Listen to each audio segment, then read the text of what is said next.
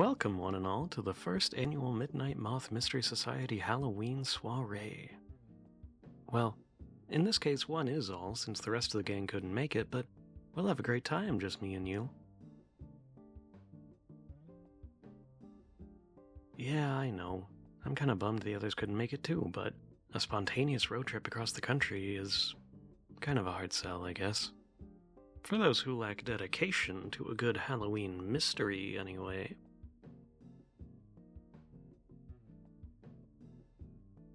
Yeah, I know. I'm kinda bummed the others couldn't make it too. But a spontaneous road trip across the country is kind of a hard sell, I guess. For those who lack dedication to a good Halloween mystery, anyway.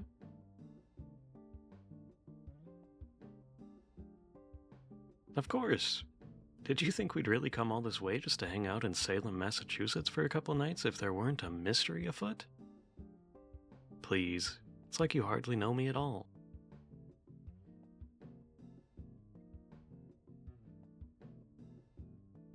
Sure, Salem is pretty interesting on its own, if a bit morbid, but throw in a little high strangeness and you've got a recipe to summon the Midnight Moth Mystery Society. Or at least its charming, intrepid leader. Oh, and their faithful companion, of course. Good question. We have been formally hired by the city of Salem to investigate the strange goings-on at the Witch Museum. Huh. On second thought, maybe more of the others would have come along if I had told them this was a paid investigation. Oh well. Anyway, for the last couple of weeks, there have been all kinds of crazy reports from the guests. Some of the mannequins moving on their own but never quite captured on camera. Strange, disembodied voices that don't seem to be coming from anywhere. And even some reports of a peculiar scent that no one can place. Well, the local police are too preoccupied with their usual October cases of tourist-related shenanigans and vandalism, so they can't really give it any proper attention right now. That's why the town council is looking for private investigators to get to the bottom of things. But the authorization of the town means that we get access to the small bit of evidence they do have, along with a few leads.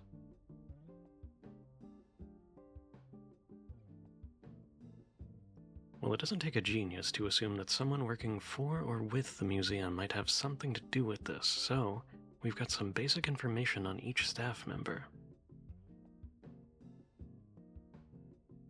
They specifically want us to focus on the ones hired this year.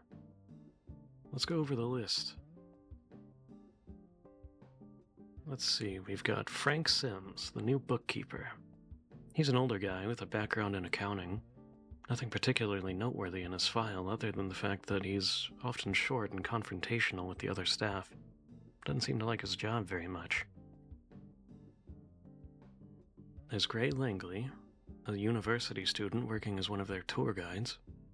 Effusively positive, but they've had some complaints about her specific spin on the tour being a bit off-script. And then there's Kate Molyneux.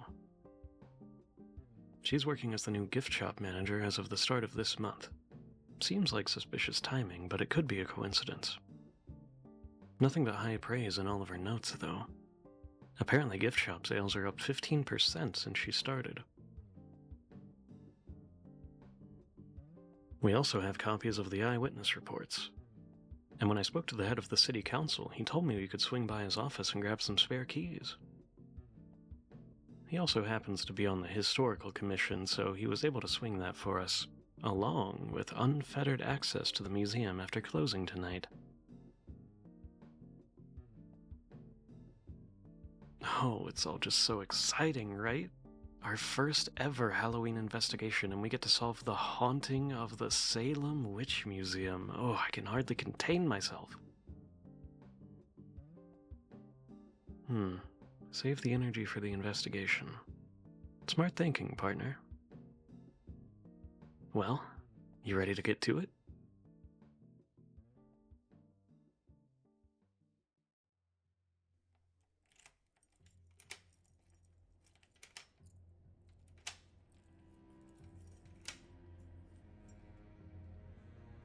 That Mr. Hapworth sure was eager to get this solved. I suppose I can't blame him, with the mayor, city council, and the historical society all breathing down his neck for his decision to hire us. I can't imagine why. I mean, I'd hire us. Wouldn't you?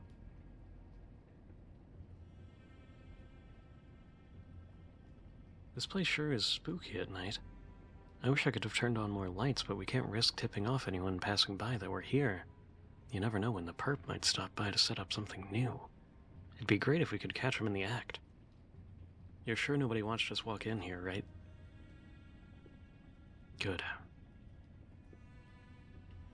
If you connect to the staff Wi-Fi using that password they gave us, you should be able to access the CCTV feeds and the archives on the local network. Why don't you scan through those for any unusual happenings while we're looking around for clues? Now, where to start? The reports say that a lot of people have encountered ghostly voices coming from the Giles Corey display. Maybe we should check that out first.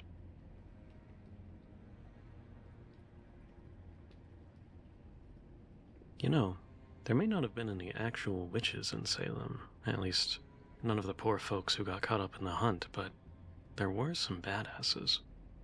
Telling your torturers they suck at their jobs while refusing to even humor their claims that you're a witch? What a legend. I almost feel bad even poking around his display like this, but... Aha! What do we have here? This is a high-quality little speaker, and it's definitely not museum tech. I bet it would be pretty darned easy to funnel some spooky sound through this thing. Tiny enough to be unnoticeable under the collar of his shirt. High enough fidelity that the playback from it wouldn't sound like a speaker at all. That's one phenomenon down. Now how about those mysterious moving mannequins?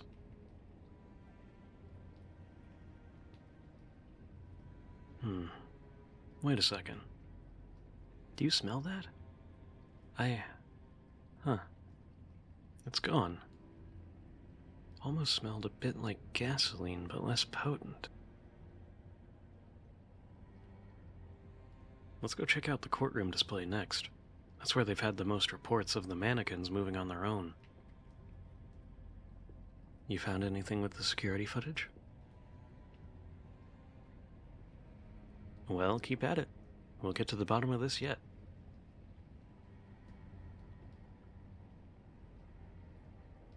Gee, they sure did a good job of capturing how contemptible those old judges were. Right down to the mean scowls and tacky wigs and everything. It was these assholes who sentenced dozens of innocent people to death just based on mass hysteria. I hope they never found a moment's peace.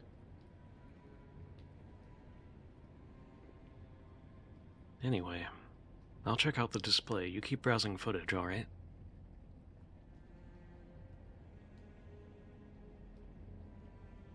Oh, there's that scent again, and it's so much stronger than before.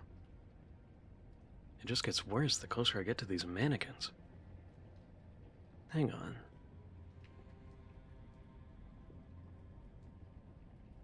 Convenient.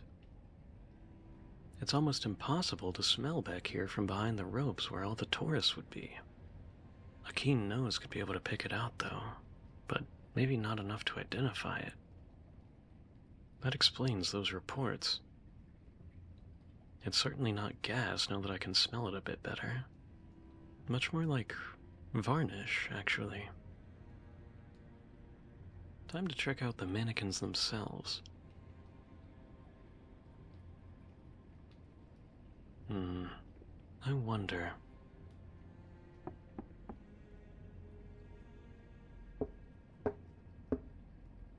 What do you know? Some of these are hollow and some of them aren't. I wonder. Well now, that certainly explains a lot. Come here, listen close. It's pretty hard to hear, but if I move this one's arm... I don't know of any normal mannequin with gears and servos inside, do you? I bet if we checked all the ones that sound hollow, we'd find the same with them. This whole thing is starting to paint a very vivid picture. Has the footage turned up anything? Nothing, huh? Shoot, I was hoping... Huh? You mean the nothing is something? Show me. I see. Now it's all starting to come together. You start saving copies of those clips you showed me for evidence. I'll call Mr. Hapworth and tell him we've got our culprit.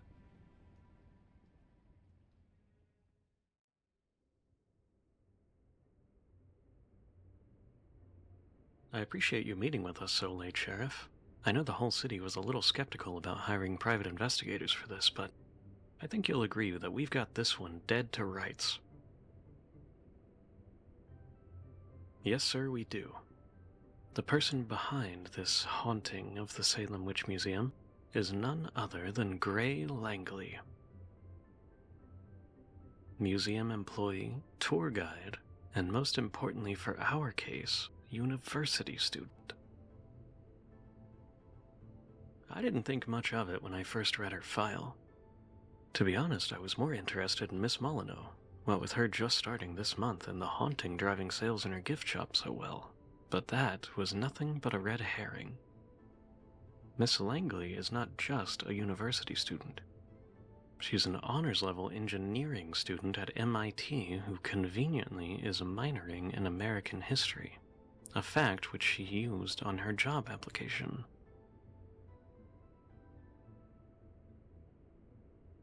Well, I'll tell you what any of that has to do with any of this, Sheriff. Let's review our evidence. First, a small but sophisticated portable speaker. Barely bigger than a shirt button, but sound quality like you wouldn't believe. You might think that just anyone could get a hold of these, but they're specialty. Only a handful of places can get their hands on them. Film sets, technology firms, universities. Say, a university that also happens to offer audio technology courses the way MIT does. Next, upon our investigation of the mannequins in the courtroom exhibit, we found that a few of the mannequins had been replaced with hollowed-out versions filled with meticulously engineered servo motors capable of making their limbs and heads move via remote control. I know, the museum's manager was shocked too. If the mannequins really had been moving on their own, why didn't the security cameras ever capture it when they reviewed the footage after receiving initial reports? Simple. The person controlling the mannequins via remote control had the cameras rigged to loop the last few seconds seamlessly whenever they activated one of their devices. The movement doesn't get captured, only the reactions of the tourists afterwards. It takes a really sharp eye to notice that small of an edit, especially when reviewing footage at high speeds, but my colleague here was able to spot it no problem. I assume that little trick is also how Miss Langley was able to disguise the swapping of the mannequins in the first place. As for the smell, well, it would be a poor haunted mannequin that sounded like turning gears whenever it moved. Miss Langley simply coated each of the mechanisms thoroughly in a synthetic oil to silence the workings of the machinery. She was probably hoping that the distance the tourists are kept from that particular exhibit would be enough to diffuse the scent, or at least if it weren't, that people would mistake it for wood varnish from the mannequins.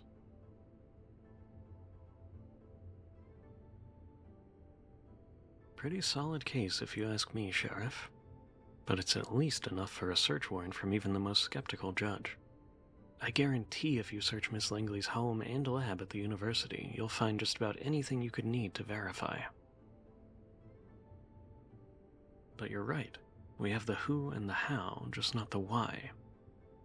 I think the answer to that can be found in the very intense amount of studying Miss Langley has done in her American history minor. It's no secret that the museum is a bit of a tourist trap. People who don't really know any better just kind of flock here, taking the story at face value and assuming there really were witches and spooky happenings here, when the reality is much more grim. Miss Langley's file notes that multiple groups of tourists reported that during her guided tours, she would often interrupt herself to go on small tangents about the darker realities of the trials and equally often express her distaste for the, quote, suffering of others turned consumerist destination. I can't say I disagree with the idea even if I do disagree with her conclusion.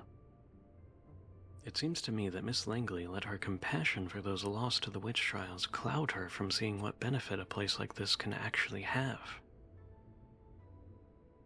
She wanted to scare people away to offer a bit of peace to the lost souls without realizing that museums like this are one of the only ways to convey important moments in our history to the masses in a more accessible way. And, as is the motto for so many museums and monuments, those who forget their history are doomed to repeat it.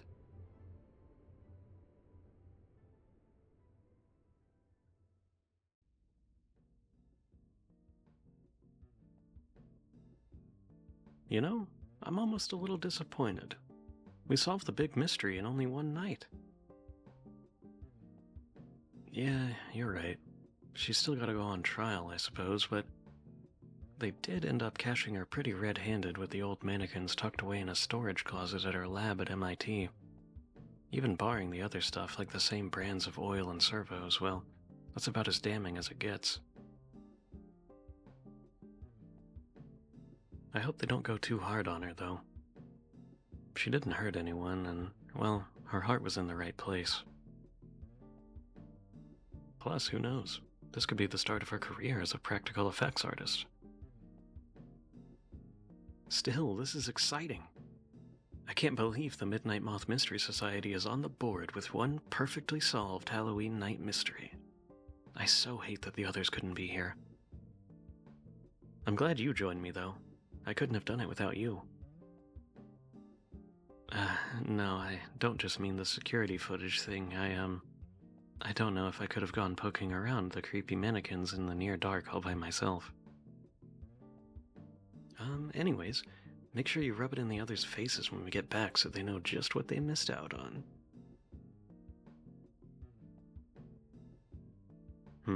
The paycheck? Oh, yeah, that's cool, I guess. What are you gonna do with yours? Yeah, that figures. Me, I was thinking, how do you feel about the idea of Midnight Moth Mystery Society uniforms? Okay, like, I have big plans. Look at this. I've been doodling them on my phone. What do you think about cravats?